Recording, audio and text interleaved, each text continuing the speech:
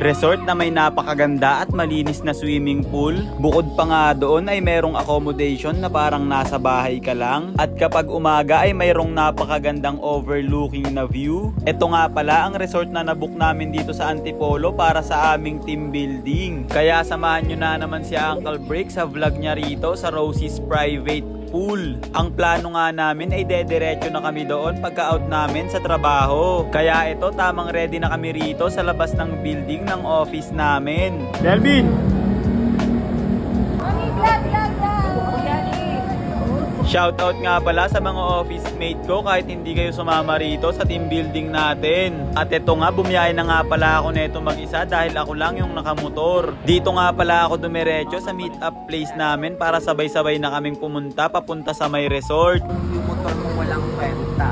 Sabi nga ni Nesh dito, wala raw kwenta yung motor ko na si Snow dahil hindi malagyan ng mga dala namin. Okay lang yun, kasya naman yung mga dala sa grab na nasakyan nyo. At nauna na nga pala ako nyan makarating dito sa may arko ng Antipolo, Rizal. Traffic nga pala sobra sa Ortigas Avenue kaya pinili ko ng mauna. At dahil nga nauna ako kaya pinagasan at pina-full tank ko na nga muna rito sa may Shell yung motor ko na si Snow. Maya-maya nga lang rin nakarating na ako rito sa may Grand Monaco sa may Hinapaw kung saan malapit yung resort na pupuntahan namin. Ay, nandito pala siya. At maya-maya nga lang rin ay dumating na yung mga office mate ko na nakagrab. Mabuti na nga lang may parking lot dito sa labas ng resort kaya dito ko na pinark yung motor ko na si Snow. At pagbaba nga doon ay eto na ang Rosie's Private Pool. Napakaganda at napaka-aesthetic niyang tignan kapag gabi. Dalawa nga pala yung swimming pool dito at pareha sila na may mini slide. Marami nga palang pwedeng mapwestuhan dito kagaya na lang netong parang tower house. Perfect na spot nga pala ito sa inuman. Meron nga rin pala ritong dalawang swing. Ito nga pala yung itsura ng maliit na swimming pool. At ito naman pala yung isa pa na mas malaki, mas malawak at saktong-sakto pa rito sa harap ng mga rooms. At dito nga pala kami pumwesto kung saan tamang kanta na si Ate Yani. O diba hindi pa siya nakakainom pero parang lasing na. At dahil nga malayo-layo yung binyahe namin kaya nakakagutom. Kaya ito nga ang una naming inasikaso ay ang paghahanda ng mga pagkain naming dala. At ito na nga pala yung mga pagkain na pagsasalu-saluhan namin sa munti naming team building. Syempre ano pa bang hinihintay kaya kainan na. After nga namin neto kumain ay tamang kanta na kami ni Ate Donna.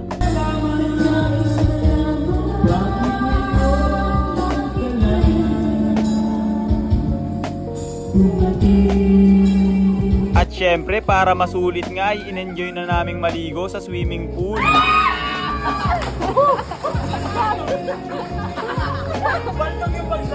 O diba parang nalamog si Kim pagbagsak niya sa swimming pool.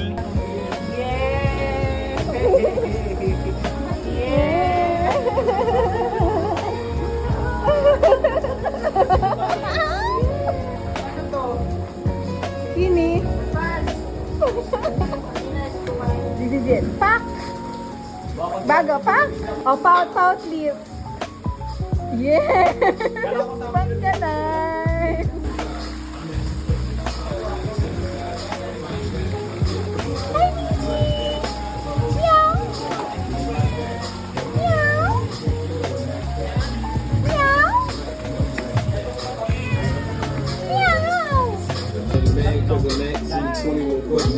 Ang lalaking tamador. Hi! Mirador? Yup. Yes! Uy, lahi ka naman sa vlog. Yes, sir, yan. Naka-live. Naka-live siya din. Yes! Kim! Pak! Mga ano yun, mga tamador yung mga kasama ko.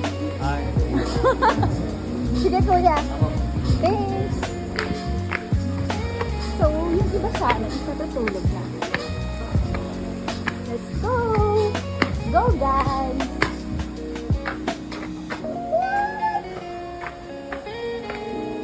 Puntahan natin ang mga tulog.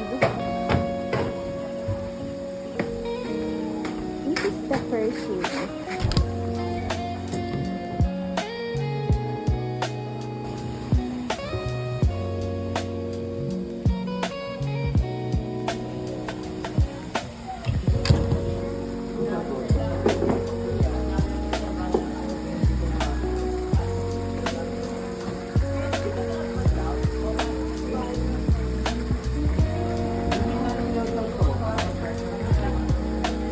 At ayun na nga pala ang vlog ni Uncle Break sa POV ni Ate Yani. Pagsapit nga ng umaga ay nag-asikaso na rin kami para mag-check out. Nagpa-picture na nga rin pala ako neto bago umuwi. At tamang lakad na nga rin pala kami rito sa napakatarik na daanan.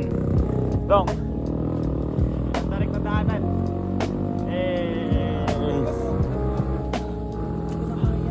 Hindi ko na kaya ito. Yan yun.